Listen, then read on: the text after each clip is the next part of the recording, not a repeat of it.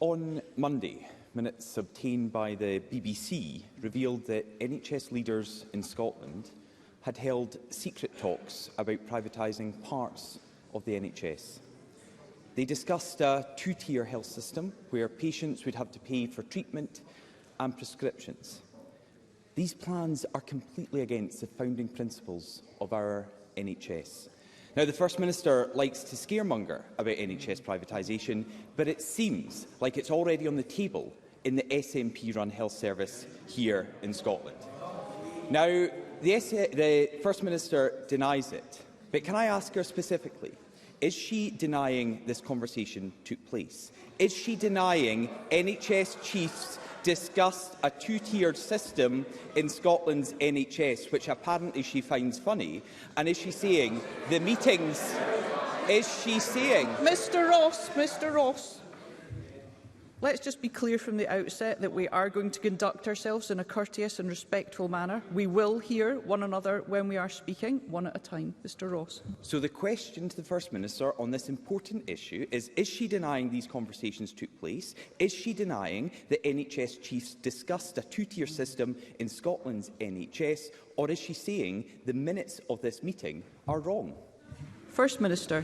Well, firstly, Presiding Officer, can I just say it is, what is the best word to describe it, bold for a Conservative to come here and talk about privatisation of the National Health Service.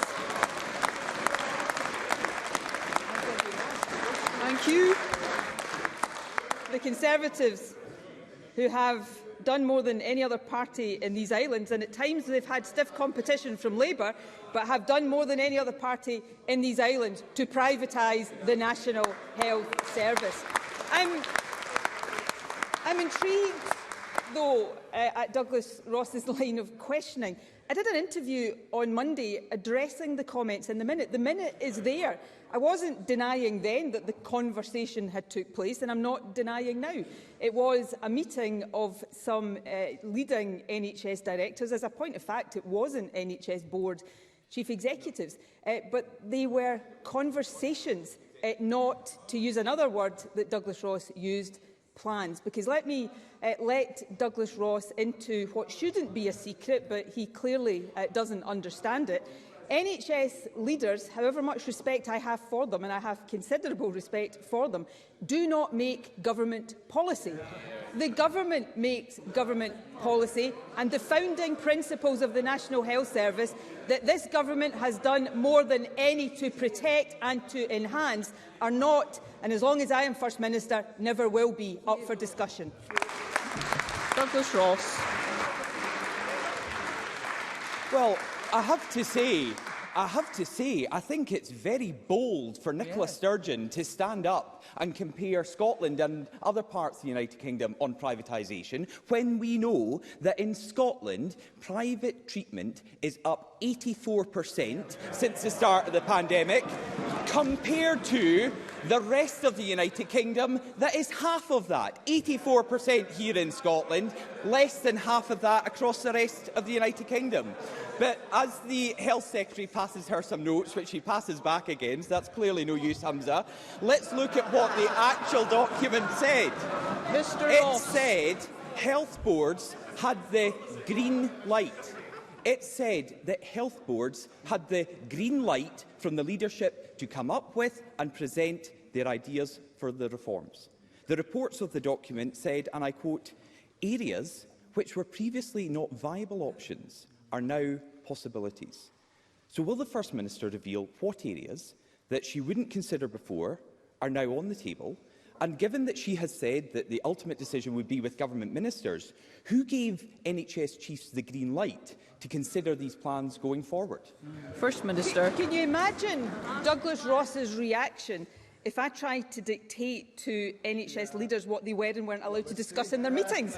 I mean, let's just imagine that for a second. But in direct answer to his question, none of these plans, and they're not plans, but none of these ideas that would have any impact on the founding principles of the National Health Service are being discussed or remotely considered by this government. That can't be clearer.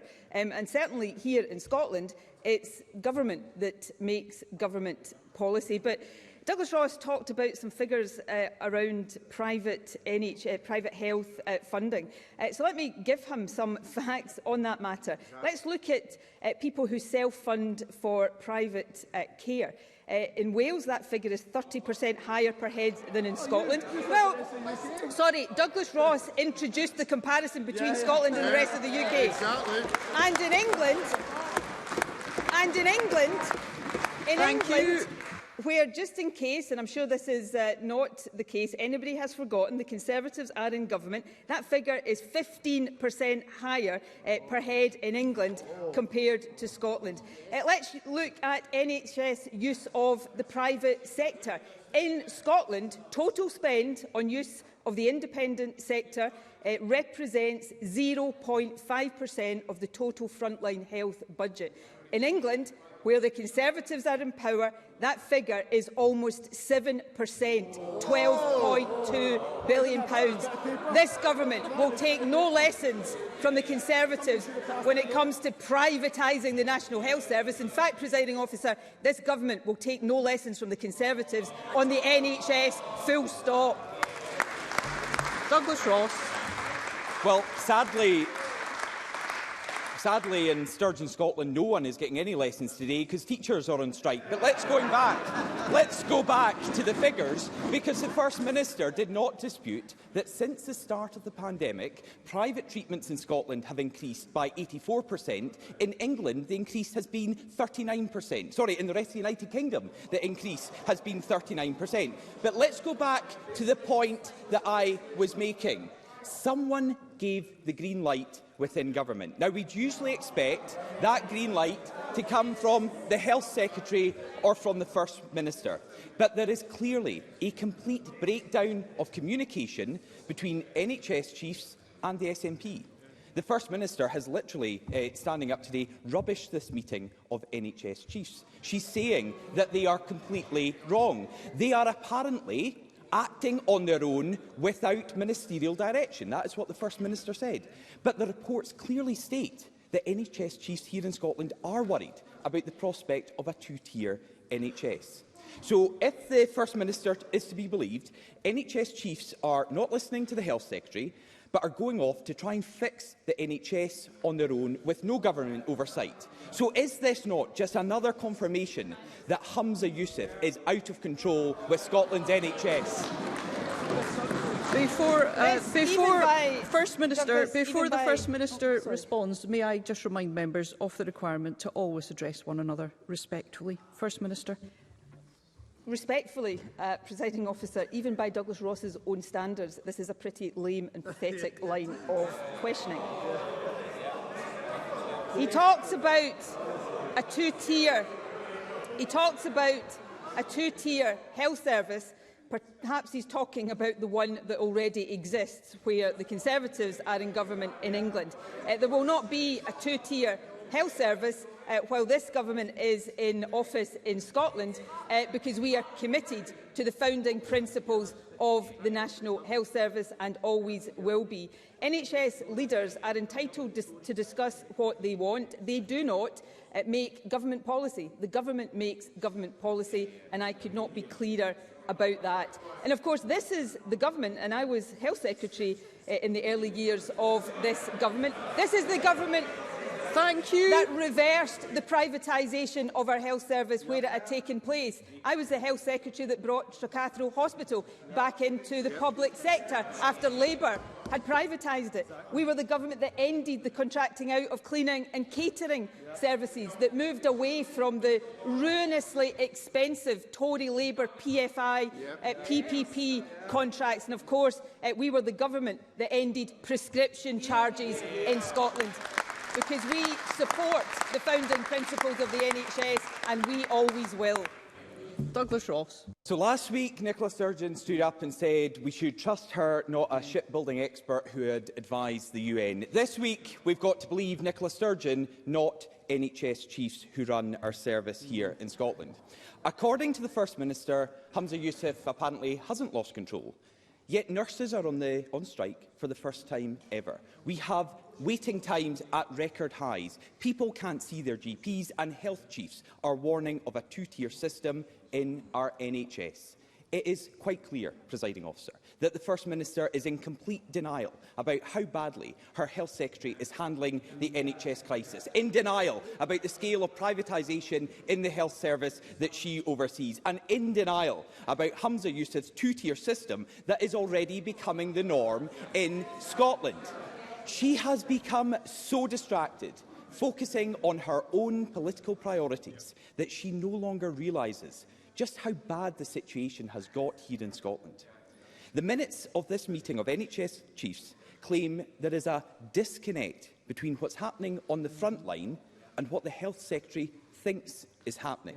They accuse Humza Yousaf of, and I quote their words, being divorced from reality. They're right, aren't they, First Minister? First Minister. No, they're not. Let me set out some facts about the National Health Service. There is higher funding for the National Health Service in Scotland than there is for England's Tory-run National Health Service. There is higher staffing per head of population in Scotland than there is in England. And of course, NHS Scotland, thanks to the dedication of every single worker who works in it, is better performing than the NHS in other parts of the UK. And this government will always work to protect the founding principles of the National Health Service, which is more than can be said, First Minister, I have to say. When the First Minister is responding to a question, can we ensure that we can only hear the First Minister's voice? Which is more than can be said for Douglas Ross, because he wants some reality. Let me give Douglas Ross some reality. Last year, there was an amendment passed in the House of Lords that would have explicitly protected the NHS and excluded it from trade deals that could undermine its founding principles. Tory MPs in the House of Commons voted to remove this protection. Guess who one of those Tory MPs was, Presiding Officer? Douglas Ross. Even when he gets the chance, he doesn't stand up for the principles of the National Health Service. This government always will. Question number 2.